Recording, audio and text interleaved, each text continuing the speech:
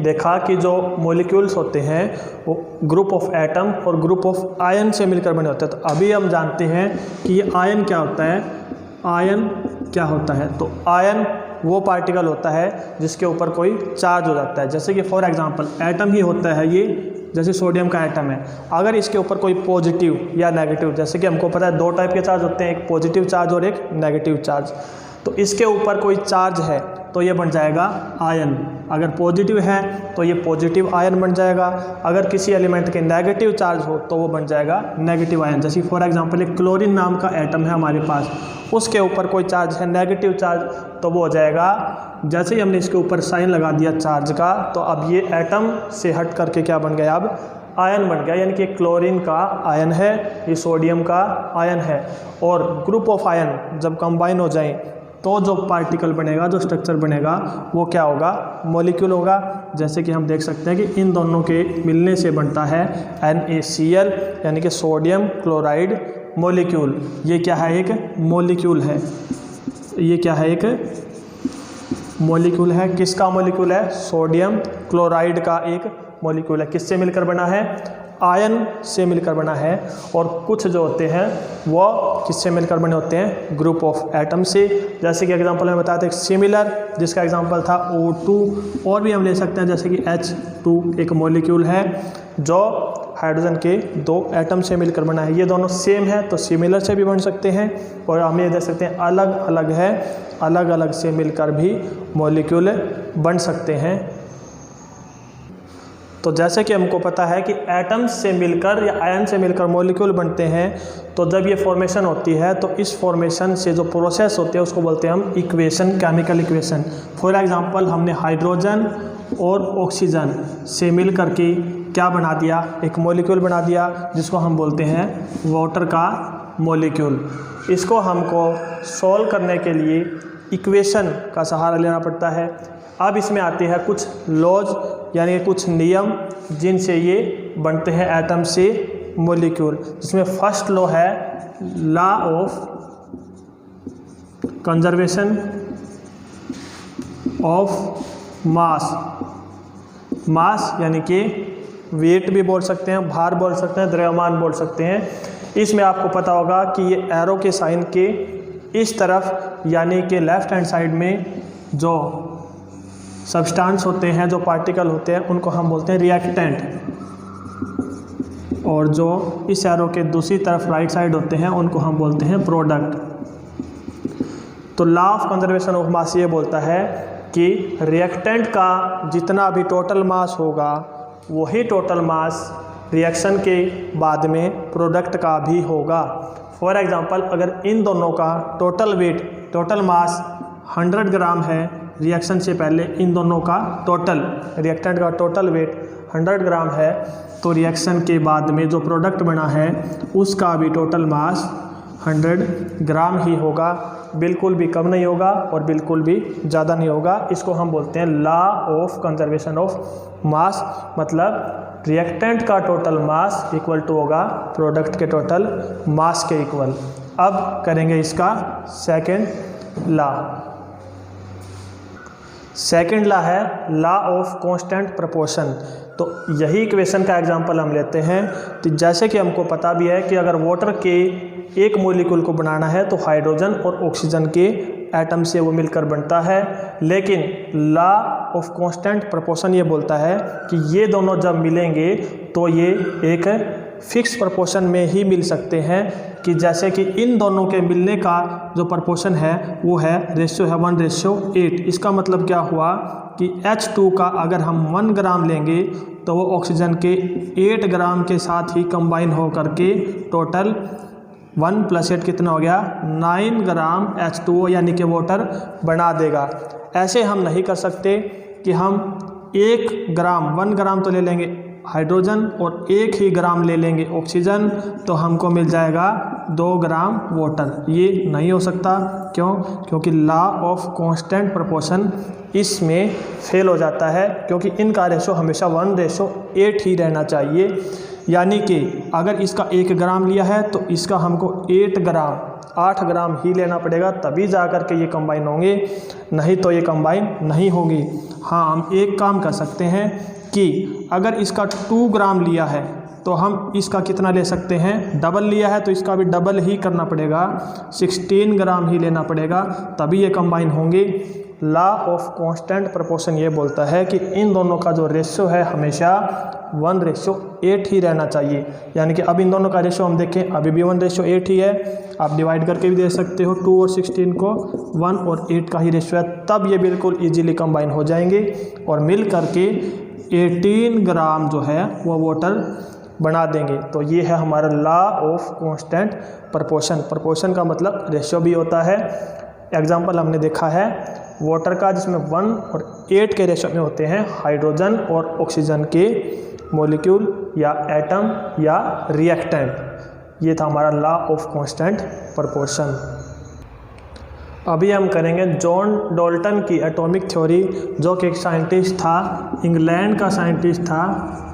उसने 1808 में एक थ्योरी दी थी जिसको हम बोलते हैं जॉन डाल्टन की एटॉमिक थ्योरी। एटम के ऊपर ये थ्योरी थी, इसलिए इसको बोलते हैं एटॉमिक थ्योरी। क्या क्या बोला उसने? All matters is made up of very tiny particle called atoms. यानी कि हमारे चारों तरफ जो भी हम पार्टिकल देखते हैं, मैटर देखते हैं, सब्सटेंस देखते हैं, जो पदार्थ हम देखते हैं, वो सारे छोटे छोटे सब्सटेंस पार्टिकल से मिलकर बनाए। और उन छोटे छोटे पार्टिकल को उसने क्या बोला? एटम बोला। वो छोटे छोटे पार्टिकल जिनसे मिलकर के कोई भी मैटर बना है, उन छोटे छोटे पार्टिकल को उसने क्या बोला? एटम बोला। और उसके बाद उसने बोला कि जो एटम है, जिनसे मिलकर के मैटर बनता है, सब्सटेंस बनता है, इनविजिबल, मतलब हम उसको देख नहीं सकते सीधा डायरेक्टली, क्योंकि वो बहुत ही ज़्यादा छोटे हैं। इनविजिबल पार्टिकल से मिलकर बनता है atom, which can not be destroyed in a chemical reaction. अगर कोई केमिकल रिएक्शन होती है, जैसे कि हमने एक केमिकल रिएक्शन देखी थी वाटर को बनाने की, तो उस केमिकल रिएक्शन में कोई भी एटम डिस्ट्रॉय नहीं हो सकता, गायब नहीं हो सकता। ये भी एक इसकी थ्योरी का पार्ट था कि जो एटम है वो किसी भी केमिकल रिएक्शन में डिस्ट्रॉय नहीं हो सकता। इस तरफ जो एटम है रिएक्शन से पहले, रिएक्शन के बाद में भी वो एटम ज़रूर रहेंगे। ये था इसके सेकंड पार्ट का explanation. Third, atom of given element are identical.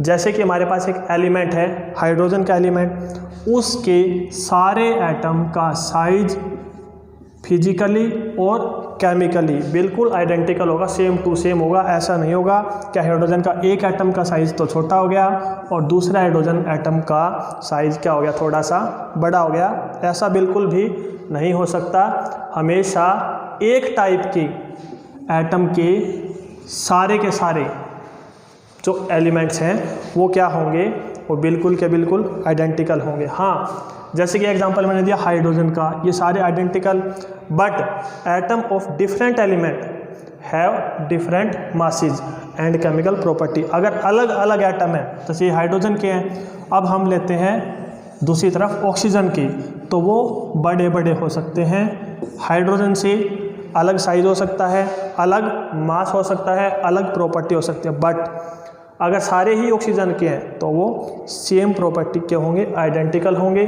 अलग अलग एटम अलग अलग प्रॉपर्टी के साथ होंगे, सेम एटम सेम प्रॉपर्टी के साथ होंगे। ये इस पार्ट का एक्सप्लेनेशन है कि अलग अलग एलिमेंट की अलग अलग मास होंगे और अलग ही प्रॉपर्टी होगी। जैसे अलग अलग एलिमेंट है तो मास भी अलग अलग है, साइज भी अलग अलग है। अगला, atoms combine in the ratio of small whole numbers. यानी कि हम ये केमिकल रिएक्शन देख सकते हैं जिसमें हाइड्रोजन और ऑक्सीजन मिल करके वाटर का मॉलिक्यूल बना रहे हैं। ऐसी कोई भी केमिकल रिएक्शन आपको नहीं मिलेगी जिसमें ये जो एटम होते हैं ये होल नंबर में ना हो। यानी कि ये या तो 1 होगा या 2 ही होंगे या 3 ही होंगे। ये एटम कभी भी ऐसे नहीं हो सकता कि ऑक्सीजन का हाफ एटम यानी कि 0.5 ऑक्सीजन, हाफ या 1.5 या 2.3 इस तरीके से फ्रैक्शन में नहीं मिल सकते। कभी भी कंबाइन होते टाइम ये एटम हमेशा होल नंबर में ही रहेंगे, या तो 1 या तो 2 या फिर 3। कभी भी ये किस में नहीं हो सकते, फ्रैक्शन में नहीं हो सकते। हमेशा किस में मिलेंगे आपको, जब रिएक्शन हो रही होगी या अलग से भी फ्रीली भी एग्जिस्ट कर रहे होंगे तो हमेशा किस में होंगे, होल नंबर में ही होंगे। क्या करते टाइम? जब वो कंपाउंड बना रहे होंगे रिएक्शन करके उस टाइम। अगला है relative number and kinds of atom are constant in a compound, यानी कि कोई भी एटम हमारे पास बन गया है, उसके जितने भी एटम हैं वो हमेशा कांस्टेंट रहेंगे। जैसे कि हम एग्जांपल देख सकते हैं दोबारा से वाटर का। वाटर की हर मॉलिक्यूल में कोई भी मॉलिक्यूल आप देख लें, कहीं से भी उठा लें, किसी भी पोजीशन सिचुएशन से, वाटर के हर मॉलिक्यूल में हाइड्रोजन के 2 एटम मिलेंगे और ऑक्सीजन का हमेशा 1 एटम मिलेगा। यानी कि relative number of kinds of atom, जो अलग अलग एटम्स है किसी भी कंपाउंड में, ये कंपाउंड भी होता है, वाटर का कंपाउंड है या हम इसको वाटर का मॉलिक्यूल बोल सकते हैं। तो इसमें क्या होता है, अलग अलग एटम जो है वो कांस्टेंट होते हैं। कांस्टेंट मतलब ये हमेशा 2 ही रहेंगे, ये हमेशा 1 ही रहेगा किसी भी वाटर के मॉलिक्यूल में। ये थी जॉन डाल्टन की एटॉमिक थ्योरी की एक्सप्लेनेशन। नेक्स्ट टॉपिक है हाउ बिग इज एटम, यानी कि हमने जॉन डाल्टन के एटॉमिक थ्योरी में भी देखा था कि जो एटम है ना वो बहुत ही ज़्यादा टीनी पार्टिकल है, कि इनविजिबल होता है, उसको देखना नेक्ड आई से सीधा देखेंगे तो वो दिखाई भी नहीं देगा, मतलब बिल्कुल ही छोटा होगा। लेकिन कितना छोटा होगा तो बताते हैं कि जो एटम है उसकी रेडियस, सबसे पहले तो एटम होता है वो स्फेरिकल शेप में होता है, एक गोले के जैसा होता है, जिसकी एक हर गोले की रेडियस होती है। तो एटम की जनरली जो रेडियस होती है वो लगभग कितनी होती है? 1 नैनोमीटर होती है। कितनी होती है? 1 नैनोमीटर होती है। अब आपको ये पता होना चाहिए कि नैनोमीटर क्या होता है। आपको ये तो अंदाज़ा होगा कि लगभग 1 मीटर कितना होता है। आप देख सकते हो कि यहाँ से लेकर जनरली हाथ का देखें तो यहाँ तक इतना जो लेंथ है वो कितना होता है? 1 मीटर होता है। अब इसके हम 1000 पार्ट कर दें, अगर हम इसके 1000 पार्ट कर दें और उसका एक पार्ट निकाल लें तो ये होता है हमारा 1 मिलीमीटर। ये कितना होता है? 1 मिलीमीटर। उस 1 मीटर का 1000वां हिस्सा जो होता है वो होता है हमारा 1 mm, यानी कि 1 मिलीमीटर। हमारे पास रूलर जो होता है उस पर 1 to 15 तक जो है मेंशन होते हैं रीडिंग्स। उसमें क्या होता है कि हर रीडिंग से बीच में 10 पार्ट्स होते हैं। हर रीडिंग के बीच में कितने पार्ट्स होते हैं? 10। उसमें से भी अगर आप एक पार्ट निकालें तो वो भी कितने के इक्वल होता है? 1 mm, 1 मिलीमीटर। अब हम इस 1 मिलीमीटर को और क्या करें, जूम करके 1000 पार्ट में और डिवाइड कर दें। इसके भी कितने पार्ट कर दिए हमने?